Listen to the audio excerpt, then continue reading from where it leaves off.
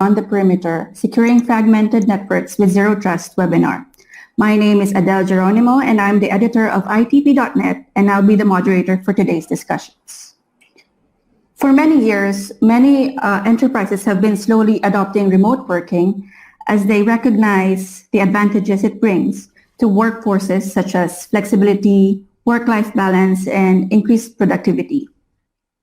However, events from the previous year have acted as a catalyst to accelerate its mass adoption.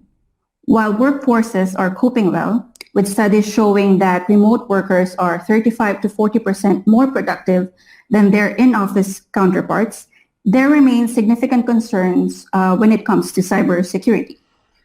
Remote workforces are using disparate technologies and are accessing corporate systems through home and public networks. To deal with the security challenges, organizations today are turning their attention to adopting a zero-trust approach. Today's webinar will delve into how implementing a zero-trust framework can bolster network security strategies and enable cyber resilience. To help us explore zero trust and deepen our understanding of this approach, we are joined today by a great lineup of industry leaders, including Lane Billings, the Product Marketing Manager at global infrastructure and website security firm Cloudflare. Welcome, Lane. Hi, thanks for having me. Thank you. And we also have Dr. Amir Alsby, the Associate Director for Boston Consulting Group. Welcome, Dr. Amir. Hi, it's my pleasure to be here. And last but not the least, we have Dr. Erdal Ozkaya, who is the Regional CISO for Standard Chartered Bank. Welcome, Dr. Erdal. It's also a pleasure for me to be here. So thank you, everyone, for taking the time to join us today. Before we get started, I just want to give a quick rundown of today's discussions. First, we'll explore the current state of network perimeters. Then we'll dive into zero trust, understanding this approach, its increasing relevance, and the rewards that it will bring. Next, we will look into the future of enterprise network, and then it will be followed by a quick Q&A session. So to our viewers out there, if you do have any questions for our panelists, please feel free to use the chat function. And then we'll finish up with a few final remarks. Now, without further ado, let's kick off our discussions for today. My first question is for you, Lane. So for years, our networks have become far more interconnected, and the notion of having a single perimeter or control point no longer exists.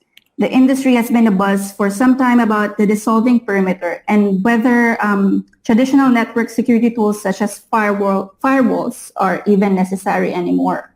So can you just give us a picture of what the current state of current state of enterprise networks look like, and how has the increasing move to remote and hybrid working models impacted this space? Hey, Al, great question.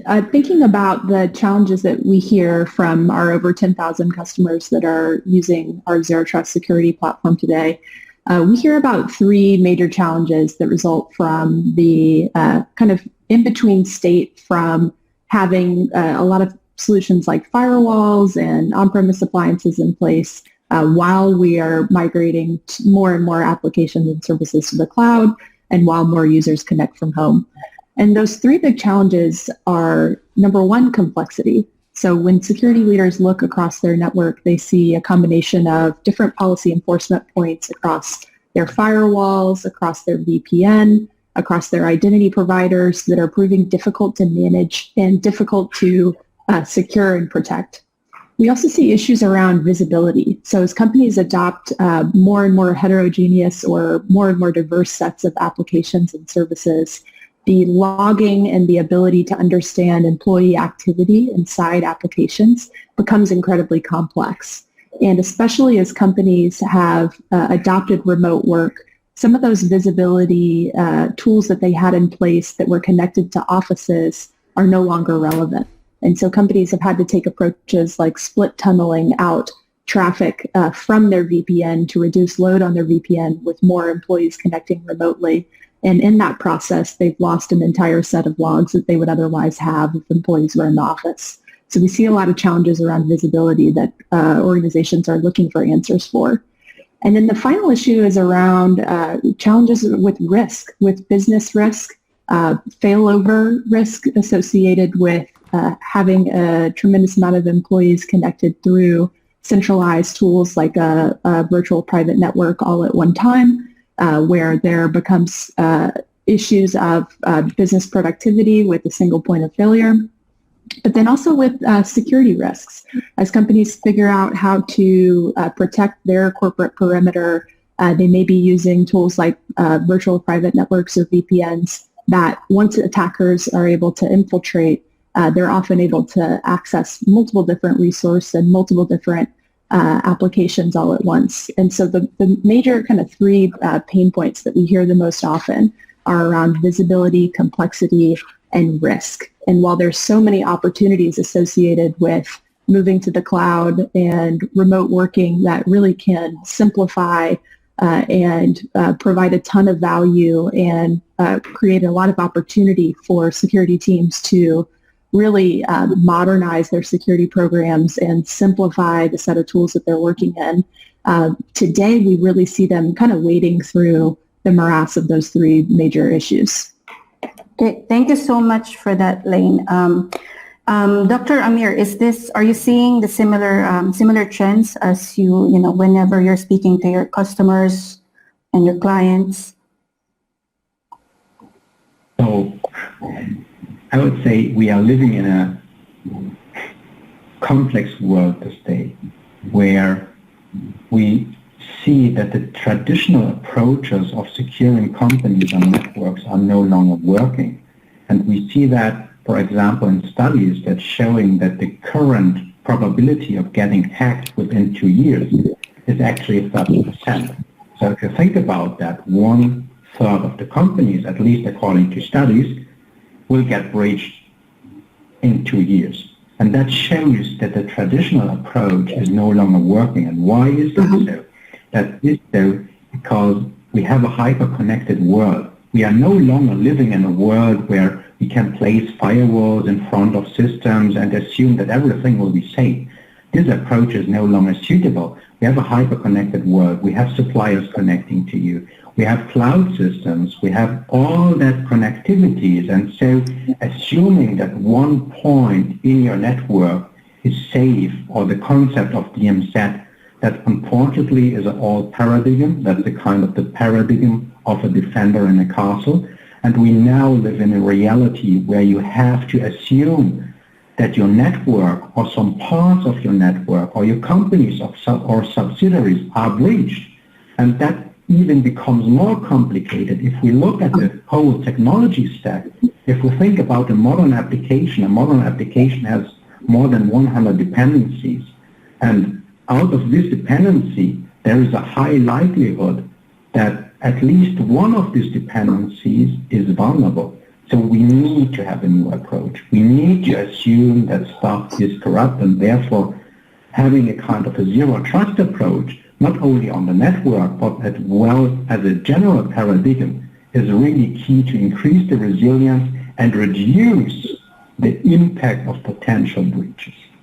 So great. Thank you so much for sharing those insights. So as you both have highlighted, the zero trust approach is really gaining momentum today.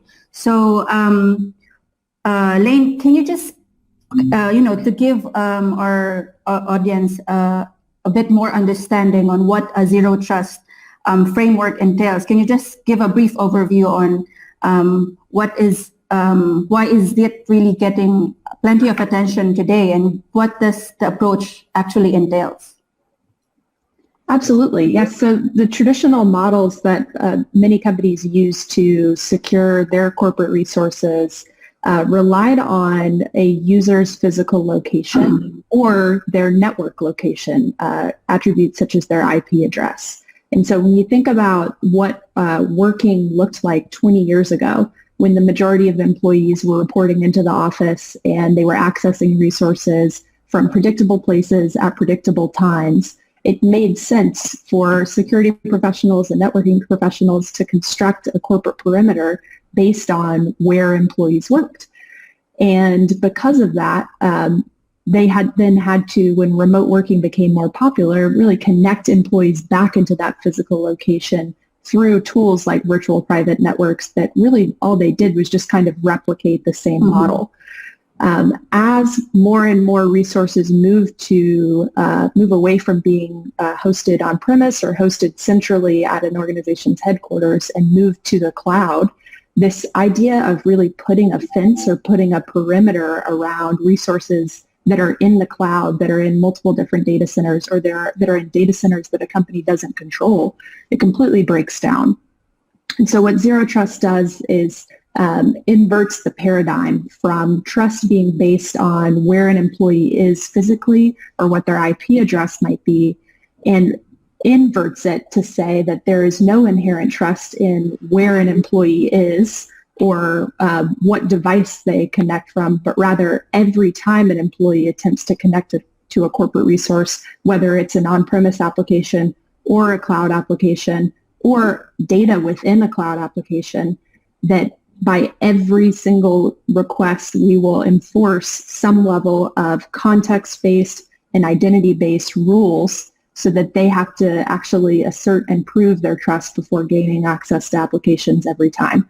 And so Zero Trust platforms provide what users need in the moment, and they reduce and minimize the spread of things like malware that can get in a network and spread to multiple different resources or access multiple different resources. They change the model of access from connected to multiple different data and applications to really just providing what users need in the moment based on the level of privilege, the level of device trust, and the level of access that they have based on their identity and based on their role. Thank you so much, Lei. So just to get the end user's point of view, Dr. Erdals, as a CISO, what are the key challenges that you see, from in your day-to-day operations, in your day-to-day business that Zero Trust is definitely addressing? Good question. I don't want to just talk about my perspective because, currently I'm working in the financial sector, but I have a broad experience in different sectors as well. I was in military bases. I was in Fortune companies. They had nothing to do with financial sector. And the biggest issue is, as Dr. Amir said, not just Dr. Amir, everybody's saying there's two types of organizations, right? One, they know they've been hacked. Two, they don't. What Dr. Amir pointed out, assume breach. Okay, but how are we going to do that? Does it mean we should close down business or not trust everybody? This is the challenges that I'm facing. Or changing people's mindset. When I used to go to customers, when I was in a consulting business, or now when I deal with my stakeholders, and this doesn't have to be bank as well, right? It is changing the mindset. That's the biggest challenge. And what else? Just think about an organization which is at least 10 years plus old. Most probably, if they have more than 10,000 users, even 5,000 users, they will have legacy applications. They will have outdated devices. They will have network, which they have no clue. I mean, forget about IT. When we buy, for example, a car, what we do is usually we check, we do our search, then we check the car, we look at the service history, and it's always a good idea to bring a mechanic who can give you the report saying, hey, you know what, this car is safe. It's not going to let you under the sun for Dubai or in the rain for Europe. This is what the CISOs, especially when they get assigned newly to a role, this is how the network is. Thousands of endpoints, thousands of users, and now with COVID, thousands of locations. This is the challenges. And I don't know if you noticed, my challenges are already resolved based on what Lane and Dr. Amir said. So if we can use Zero Trust correctly, then we should be in a better state. Why? I'm not here to support a consulting firm or a vendor, because this is the reality. Of course, I'm supporting them with what I'm saying, but it's not just to make them happy. This is the reality. It's like, look, Adel, I know you're a journalist, right? If I ring now your doorbell, let's say I was in the house, I leave, I notice 5 minutes later I forgot my phone. I have to walk 5 minutes back. So if your door rings in 10 minutes, will you just open the door or will you say, who is it? If you have a security camera, you will check. So what I'm trying to say is you will always verify before you let me in. Is this not correct? I assume you say yes, you are muted. This is exactly what zero trust is. Doesn't matter who I am, what device I have, it will be verified every time. And this way, the biggest thing what I do is I'm making hacker job harder. And I think there's a mute, right? Okay, perfect, much better now. Zero Trust will help me to make hacker's job harder, exactly like in the movie Mission Impossible. I'm pretty sure you remember Tom Cruise. He had to, besides looking cool, he had to bypass security cameras, he had to bypass guards, he had to bypass multiple layers and hack the environment. Zero Trust is like in that movie. Hackers has to have multiple security layers, and most probably they're not going to be successful if it's been set up correctly by professionals, the right consultant firm, by right vendors. I hope this answers the question. I can talk all day about it because it's something which we need tattoo in the brains that this is the new future, like the cloud itself. Okay, thank you so much, Dr. Dr. Amir, is there anything you'd like to add? No, I think it's kind of always important that we look at it from not only a technical side, but as well from the business side. So usually kind of IT transformations tend to, let's say, fail or not deliver the most value if it's just driven by IT. If IT is handling zero trust, and that's regardless of if we're talking about zero trust in networks or if we talk about zero trust as a broader concept in cybersecurity, if we think about it in resilient application design, all that kind of stuff, that usually works the best when the business understands its value, because honestly, it's about enabling the business to do what they have to do while limiting risks. It's not that we do zero trust because we love to do fancy stuff. It's actually an enablement, and especially the COVID times have showcased which companies were more resilient, which were prepared to handle remote work. Now everyone works from remote, so there is no more we assume our users are safe. I'm now connecting from my private home network. Nobody knows if my network is breached or not. So it is a kind of implicit paradigm to safeguard my business, and especially if we think about how long usually companies need to discover that they got breached. So on average, companies need like 280 days to discover that they got hacked and contain that breach. That is not 280 days where an attacker probably can exfiltrate all your data. But it's not only exfiltrating your data. What will you do if he's altering your data and you're not discovering that till 3 months? You will go out of business. So we are talking really about hundreds of millions which are at stake if you're not handling cybersecurity right. So it's not kind of fancy IT-driven stuff, or that CISOs or IT security guys want to do something new just for the sake of doing something new. It's really about what can we do to enable the business. And that's the right mindset. And I think that companies who are following zero trust as a broader concept have really adopted what is key and paradigm to succeed on the longer time. Come on, Amir. You killed all my fun. I want to just and look fancy. Now you told all the secret. Just joking, of course. I'm sorry. I will try to tell less. That's a perfect example, because when you speak to non-IT people, and that's what makes a CISO, a great CISO, or just average CISO. And this is how a new CISO should be. Understand the business and translate the current needs to the business. And if you just purely speak security, make it sound fancy, that's how it's going to sound like, all right, why do I need to spend that much money? Why? But in reality, if you can, as Zamir stated, if you can explain it to the board for non-IT people, the benefits and the dangers that he mentioned, I'm pretty sure things are going to be much easier and much smoother. And this is what I guess Lane is trying to point out. It's easy, much easier than people think. And it can cost much less. Why? As I said, like instead of replacing the whole obsolete devices, all this legacy application, moving smartly to a provider which can eliminate all this can save you lots of money.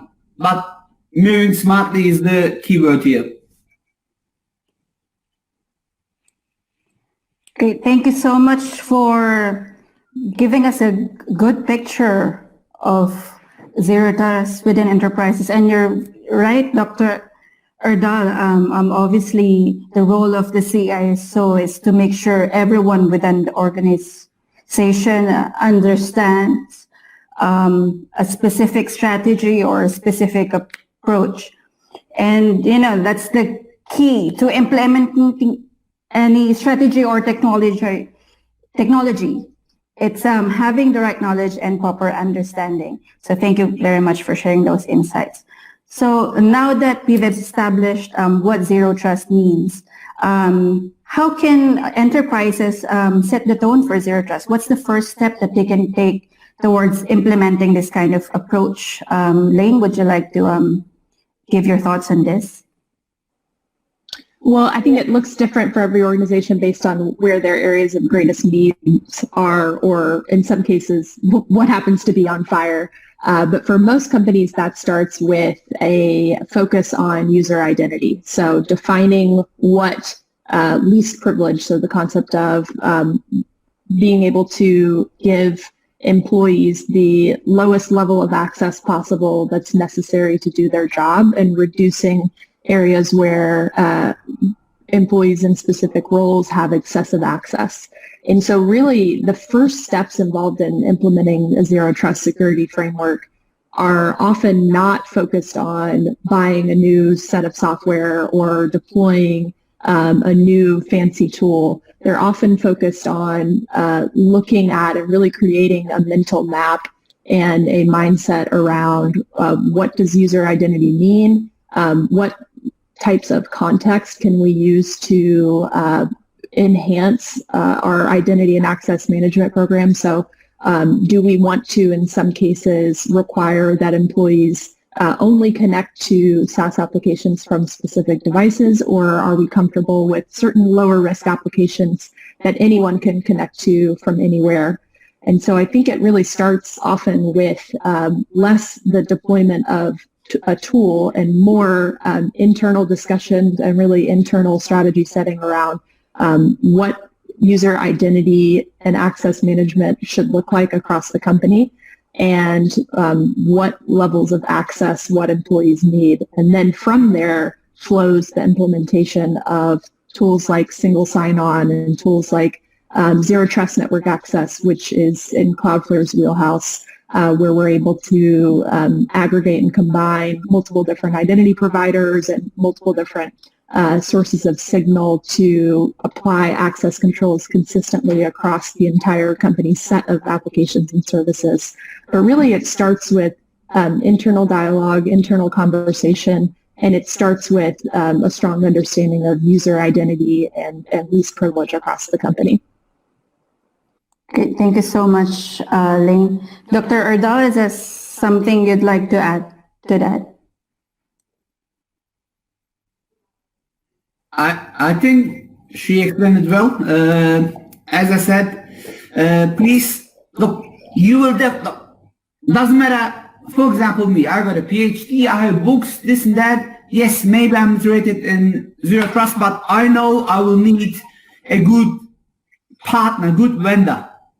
for me to choose to ensure that I can, sleep well. Then, if I don't have the resources, I should be able to use good consulting firms which can help me during this process. Because at the end, as I said, if you're a large organization, it's impossible in my eyes to transition to the zero trust network like this. But getting the right partner and right vendor and using step-by-step approach will definitely make hackers' job harder and help people like me, they're responsible security, sleep well or better.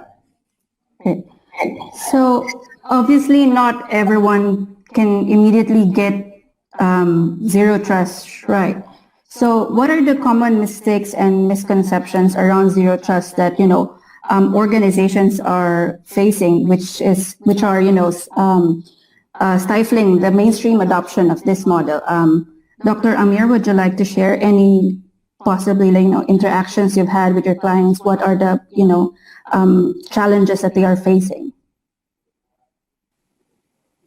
I would say it's a kind of focusing on the right things.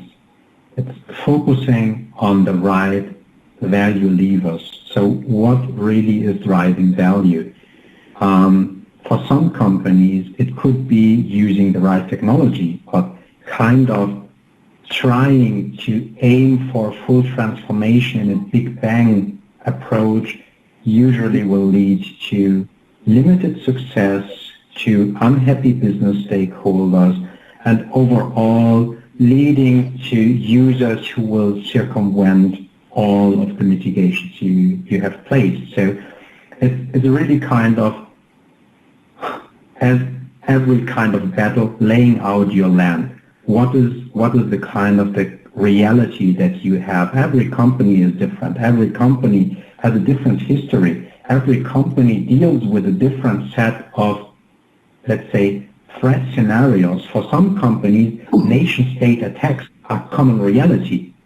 But nation-state attacks are not a common reality for every company. So it's really paradigm to think about where you stand and who you want to protect yourself from, just to ensure that you are spending the right amount of, let's say, energy and money toward what you're doing. It makes no sense to, let's say, protect an asset which is $100 expensive with like 1 million of measurements. So if we think about that, zero trust honestly is kind of really easy. It's contained of 3 pillars. One pillar is ensuring that I know who is doing kind of what or who you are, regardless of if we are talking about persons or IT assets, so the kind of strong identity management. It consists of kind of having a rigorous patch management, and then it's the kind of having the policy engines to deal with all of that.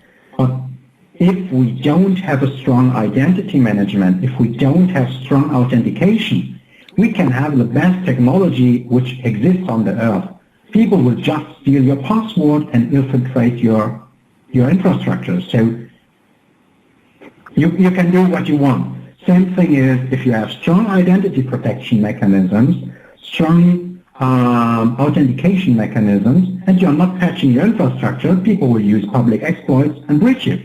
So it's really kind of balancing all the vectors to ensure that you're focusing on the right stuff, knowing where you start, and then have a kind of an agile transformation. So focus on one thing, deliver value, showcase to the business that you're really improving stuff, that stuff gets much easier if you follow this approach. And just to give you an example, it's not from the network space, but it's where we have applied zero trust, for example, in application security. It's the same thing, because in network, it's all about automation. And if you use that paradigm of automating a lot of decisions, you usually tend to result in faster time to market. You usually end up with doing less work because people will avoid failures, because stuff will get automated. So people will have more time to focus on stuff which is really value generating for the companies. Are you seeing similar trends? Are you suggesting a similar strategy to your customers, Lane, at Cloudflare? So the strategy that we recommend and that I think is so fascinating to watch for me in my role, so I'm on the marketing side and I've been at the company for about a year and a half now. So I was around, while we rolled out a free offer for our remote access, Zero Trust remote access solution, Cloudflare Access. And what I see the security leaders that we work with do is start small. They often pick a team that is experiencing some level of pain, or that the IT team is having a hard time tracking and managing access to their set of tools. And so in a lot of cases for companies, more and more every company is a technology company. They have teams of developers that are responsible for building out core applications and services to help drive, for instance, their marketing websites or their customer-facing applications. And so what we see companies do is simply start with a small proof of concept to try to enhance the employee experience and increase the level of security for a really finite, small set of applications. So 1 to 3 services that could benefit from a zero trust approach that, in the past have been reliant on controls like IP addresses or VPNs for employees to be able to access, and really expand out from there and learn from small tests, iterative tests with specific teams within the company. And that's the approach actually that Cloudflare has taken. So we've adopted our own security solution for Zero Trust Cloudflare Access over the last 2 or 3 years. And we started with a small set of developer-focused applications, our monitoring application, our developer productivity application, Jira, that were self-hosted and internally hosted, and that our development team was frustrated with the access experience of. So we started there, and then as we learned that the employee experience was improving and the security team began to really enjoy the increased level of logging and visibility that they had, they then expanded out that deployment. And now we're at a point where our IT team tells us that they're spending 80% less time servicing tickets that they otherwise would have been spending just helping employees with the VPN. But we started with the team. And so that's often, if you think about the giant iceberg that is zero trust security and how, yes, simple and concrete, it seems, but also as Dr. Ardal is talking about, how difficult that can feel to really accomplish in a day. Thinking about, who is the team in your company that would most benefit from this approach based on the resources that they have to access every day. And how do I implement a test pilot to really improve their work experience and go from there? And so that's what we see most companies doing when they think about adopting zero trust security tools. Great. Thank you so much, Lane. So with any endeavor around cybersecurity, for it to be successful, everyone within the organization should commit to it. And like what you guys had highlighted earlier and what Dr. Ardal has shared, the CISO or security leaders are, their responsibility is to make sure that everyone within the organization is on board with a certain strategy. So, Dr. Ardal, how can IT security leaders effectively, communicate the network security risks and as well as the rewards of zero trust? It's a great question, but I want to just compliment what Lane said. Moving zero trust is like renovating your house. Let's say you live in a house and you cannot move out. What will you do is you will just renovate room by room, call professionals like Dr. Amir, ensure, unless you're the expert yourself, call the right firm to help you to finish the job while you can live in the same house. Now, back to cybersecurity, back to your question. Honestly, 5-10 years ago, it was much harder for me to explain businesses the importance of security. Or if you remember, like what was cybersecurity? Don't go far away, 10 years ago. Or 15 years ago, what was a virus? Yeah, format the computer. Oh yeah, we have a backup. Today, thanks to the news, thanks to social media, everybody sees very clearly, doesn't matter who you are. You could be the world's greatest cybersecurity firm or one of the world's biggest software company. You can just get hacked. It just happened, right? And yes, the attack was extremely sophisticated. But it was on the news a few days ago that the original attack started with the password SolarWinds123. The ex-CEO, I don't know how, really, with all my respect, but I don't know how they make him a CEO. He was blaming an intern to use a password like this. I mean, now, my CEO at the same news, he called me, I'm talking about, the cluster CEO, he called me, hey, Erdal, how is our password policy? I'm like, try if you can get 1, 2, 3. Of course not, because we have a great team. We ensure that not just right password enforcement is there, but we have also MFA implemented. We have also right monitoring implemented. So back to your question, the news is making my job much easier to explain if you ask me, because I'm working with professionals, they have to be aware. But when I was at Microsoft just two and a half years ago, I used to go to some customers, some banks, believe it or not, I'm talking about Carbanak. They're like, Carbanak? What is that? I'm like, you're a bank, right? Yes. And you never heard of Carbanak? Then says no. And then, honestly, what can I do? If you don't know, Carbanak was one of the biggest, that was a threat actor group, I think, which steal more than 100 banks, $1 billion physical money.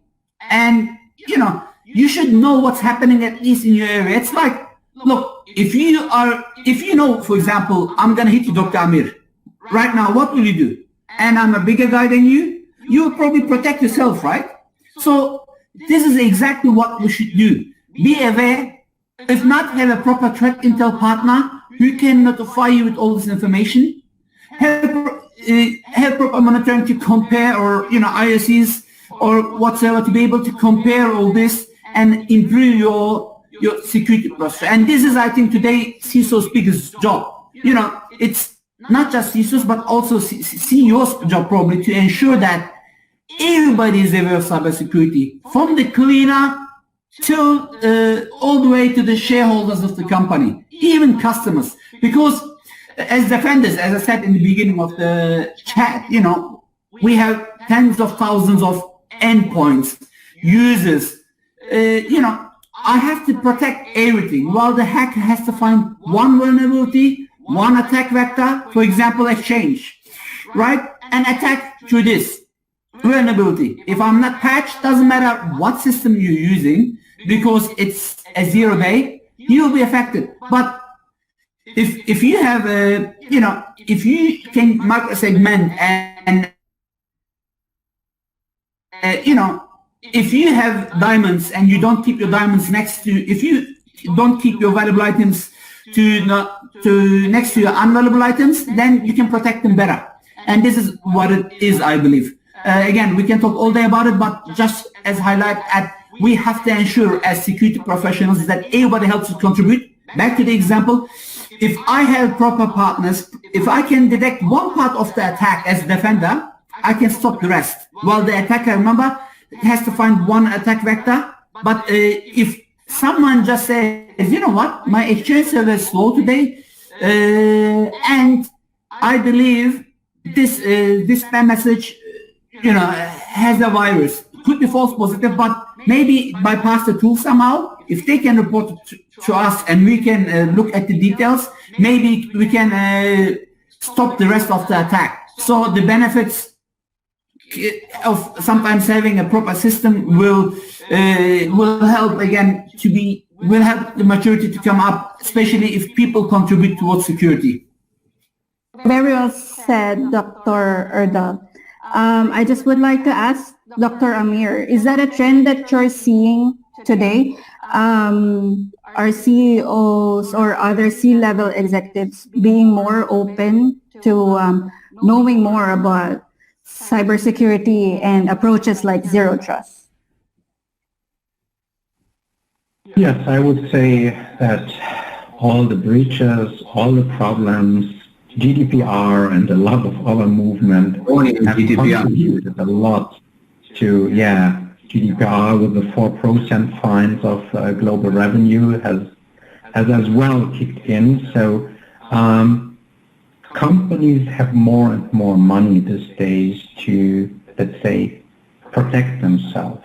And it's kind of key that they are utilizing that money in the right amount, because there is a kind of fine grade between spending the amounts of monies which I get in, let's say, useful cybersecurity and effective cybersecurity that enables companies.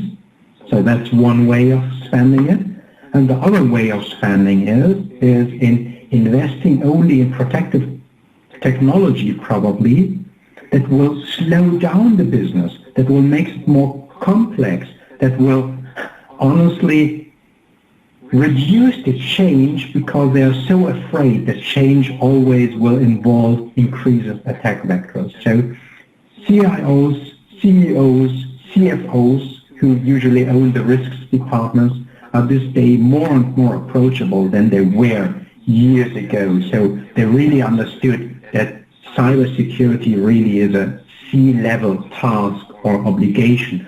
In addition, the fact that the attackers are not only coming with today's wisdom, they are kind of attacking from the future. So with all the stuff which we are designing today, they are not attacking us today. They are attacking us tomorrow. They are attacking us with tomorrow's knowledge, with tomorrow's attack mechanism, and therefore zero trust and the ability to have a resilient network where not one component is trustable is key, because that's the only way that if they got breached, and if the NSA got breached, and General Michael Cohen was the former director of the NSA and CIA, he said that fundamentally you will get breached, actually. And so if the NSA themselves are considering the possibility that they got breached, and we have seen that with the shadow broker issue years ago,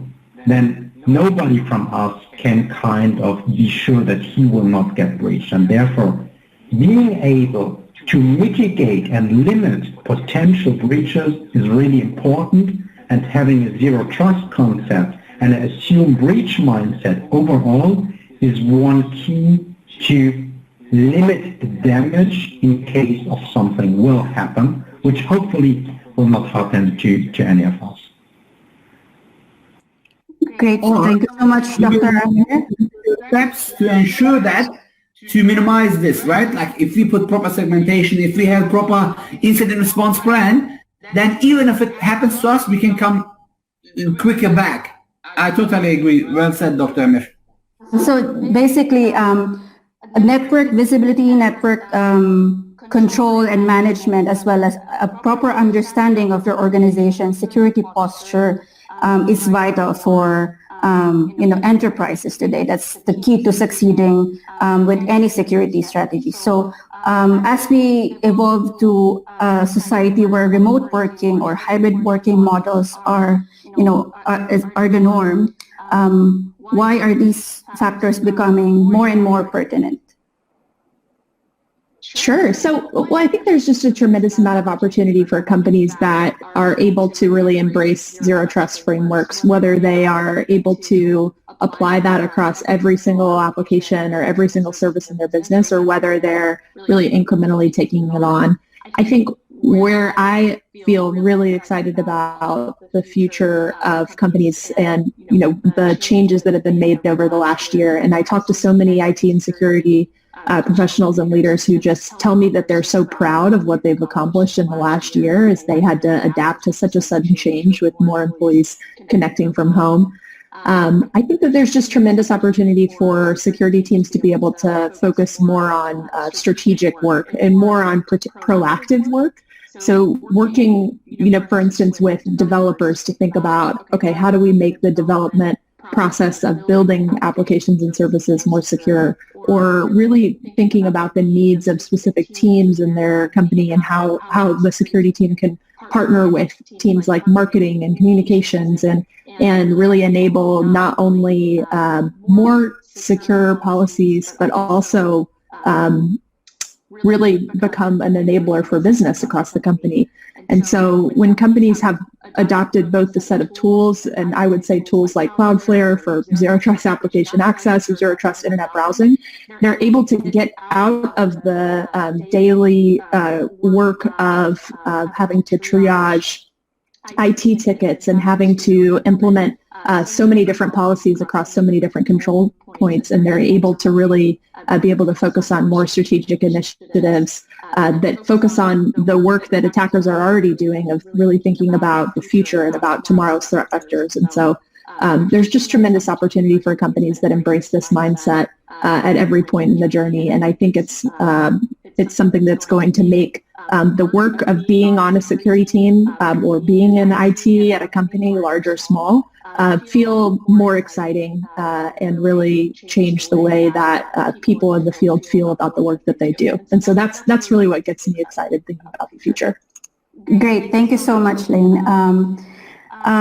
So it is, I think throughout the discussion, it is very evident that, while zero trust has a lot of benefits and it lays out a great foundation for a security strategy, I think we can all agree that it is just one of the elements that will make an enterprise, secure. It is just an idea. It's a framework. It's not what we call a silver bullet when it comes to cybersecurity. So having said that, I would like to ask each one of you, what, in your opinion, what's the future of enterprise network? What's next for network security? Can we start with Dr. Ardal?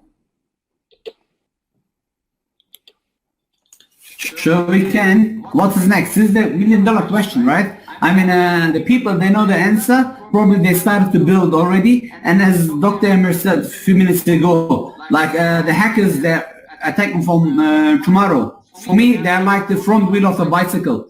We're following them to protect our environment. What is there tomorrow? Honestly, while it's hard to answer, I can just tell tomorrow we're going to utilize, as again Lane and Dr. Emir said as well, COVID-19 forced us to complete the digital transformation that I bet Dr. Emir or Lane was telling for years. But for them,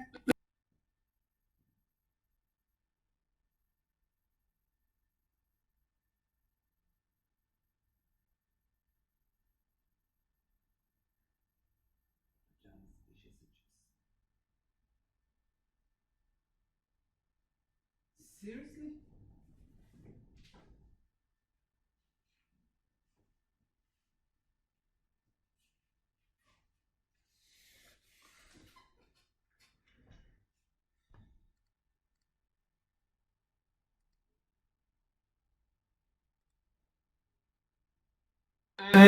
For us, he's a consulting firm, he wants to make more money, or she's a vendor. But in reality, people like us, we were seeing the future and we were saying, look, you need to be ready for the future, and for that, you need to utilize the cloud. It's not up to you. Everybody is talking about the skill shortage in cybersecurity. You know what? Using, for example, zero trust can help you to minimize that, because the platform should give you what you need. Again, tomorrow, what is going to be tomorrow? I think any tool which utilize more and more AI and which gives people the comfortability or comfortable environment to make things easy is gonna win.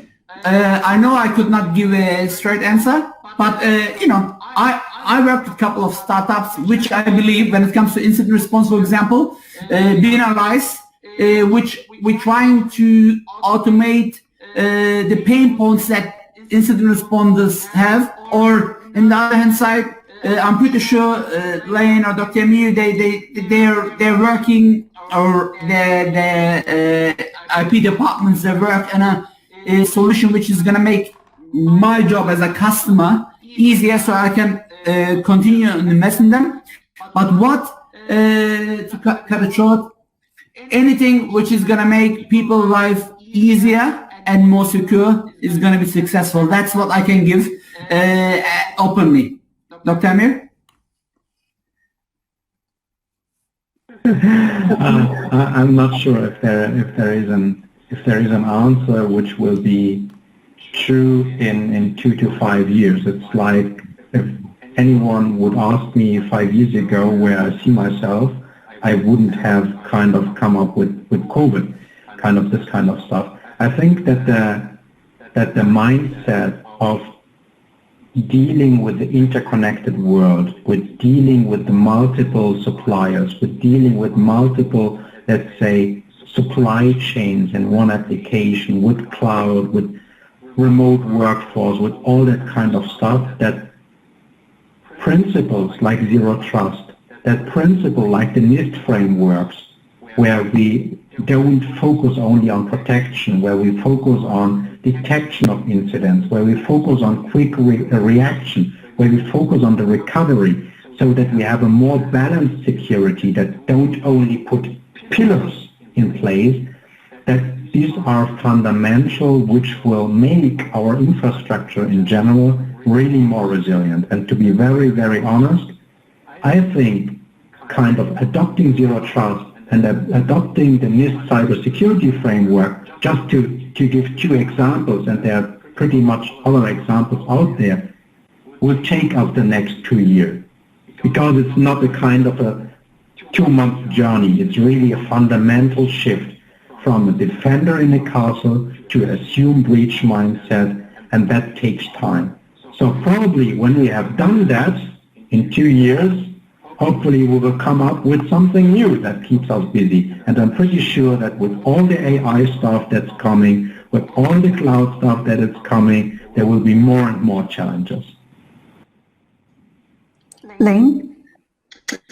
So I'll just take the technology perspective. So one of the things that we see coming next in Zero Trust Security is applying a Zero Trust Security framework, not just to, so we've been spending a lot of time talking about applications and how employees connect to specific corporate applications and data within those applications.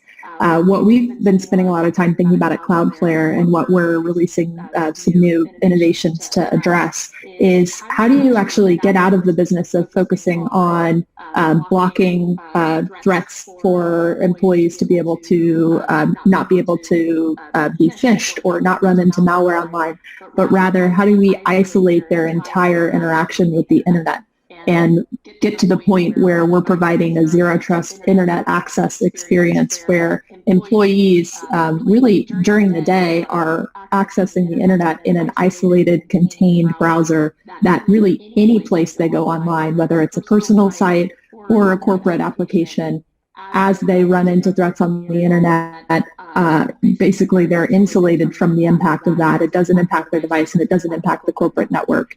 And so we're thinking about how do we move zero trust security controls beyond sitting in front of applications and beyond, blocking and allowing threats or internet destinations that we know to be malicious, but actually applying that to an employee's entire experience on the internet browser.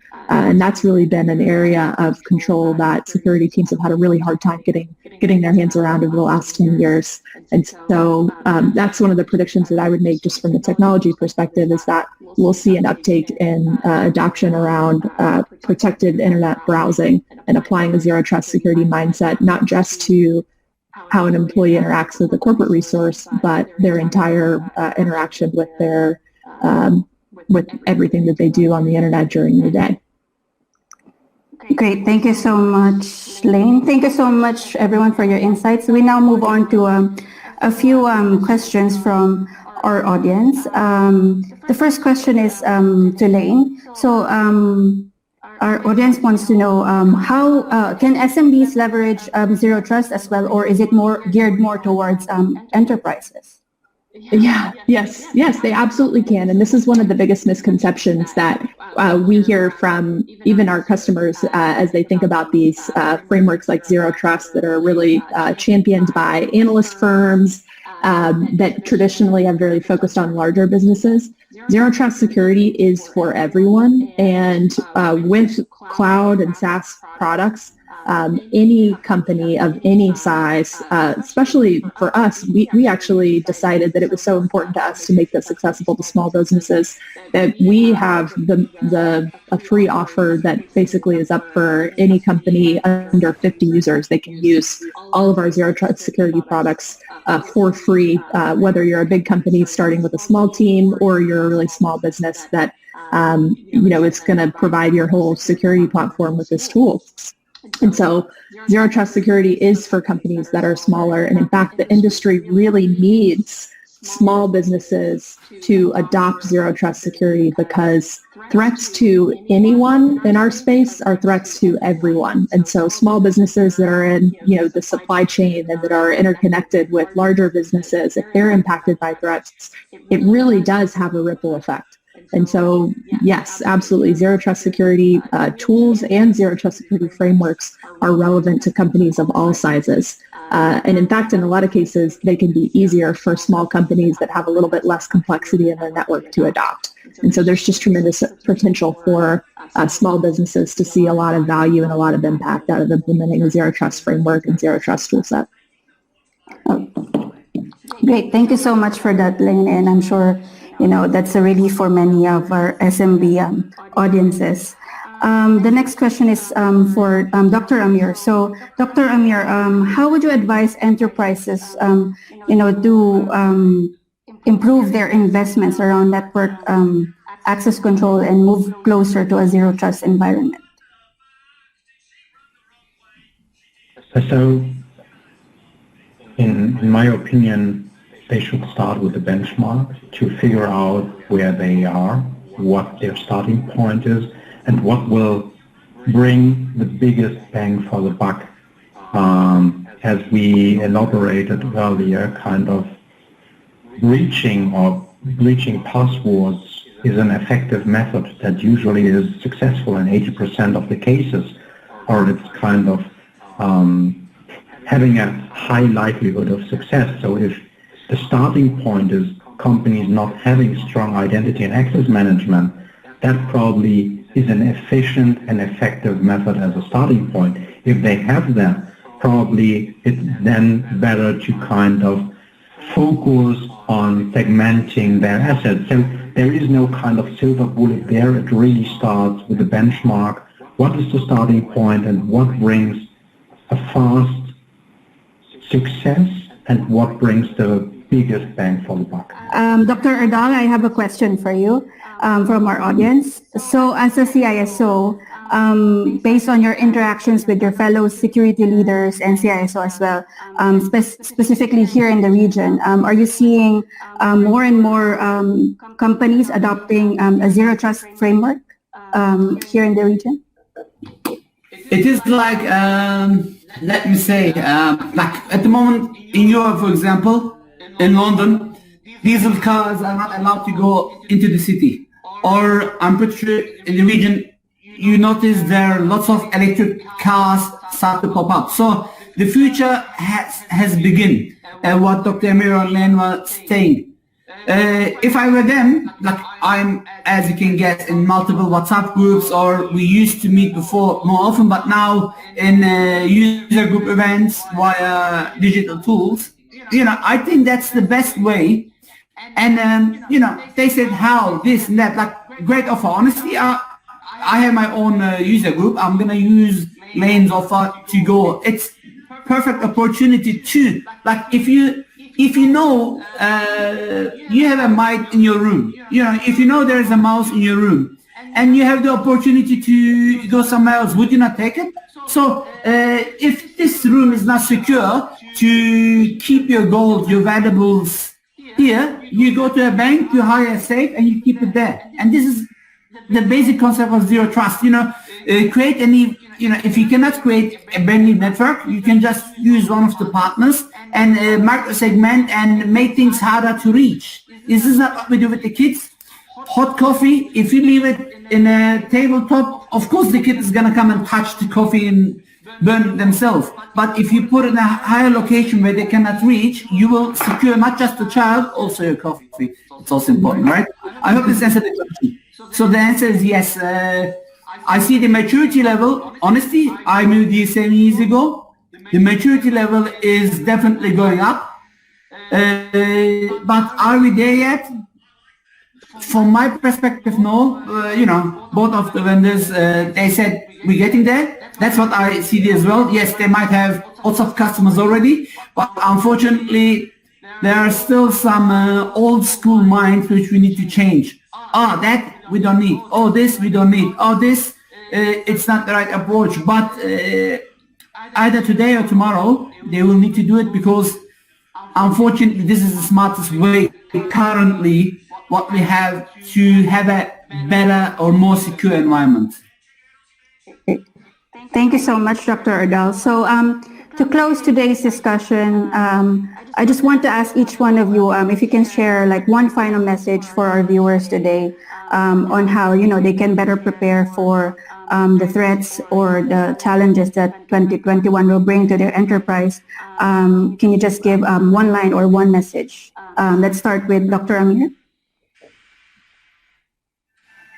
Yeah, even with the danger of repeating myself, kind of don't trust anything in your infrastructure, regardless if it's a framework, if it's an application, if it's a user, if it's a device, if it's a framework which you're utilizing in your application.